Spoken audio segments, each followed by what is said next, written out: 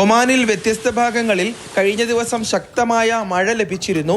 ഇതോടെയാണ് നഗരപ്രദേശങ്ങളിലും ഗ്രാമപ്രദേശങ്ങളിലുമെല്ലാം താപനില കുറഞ്ഞു തുടങ്ങിയത്. സൈക്ക് പ്രദേശത്താണ് ഏറ്റവും കുറഞ്ഞ താപനില രേഖപ്പെടുത്തിയത്. 21.2 ഡിഗ്രി സെൽഷ്യസ് ആണ് ഇവിടെ രേഖപ്പെടുത്തിയ താപനില. ഷാലിമിൽ 21.4 ഡിഗ്രിയും ദൽഖൂത്തിൽ 21.6 ഡിഗ്രി, ഖൈറൂൺ ഹിൽത്തിയിൽ 21.5 ഡിഗ്രി എന്നിങ്ങനെയാണ് കഴിഞ്ഞ 24 മണിക്കൂറിനിടെ രേഖപ്പെടുത്തിയ താപനില.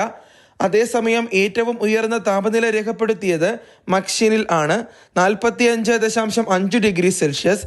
സുനൈനയിൽ 44.6, ഹംറ അൽദുരുവിൽ 44.5 ഡിഗ്രിയും മർമൂലിൽ 44.1 ഡിഗ്രിയും ഇബ്രി, ഫഹൂദ്, മസ്യൂണ എന്നിവിടങ്ങളിൽ 43.5 ഡിഗ്രി സെൽഷ്യസും താപനില രേഖപ്പെടുത്തി.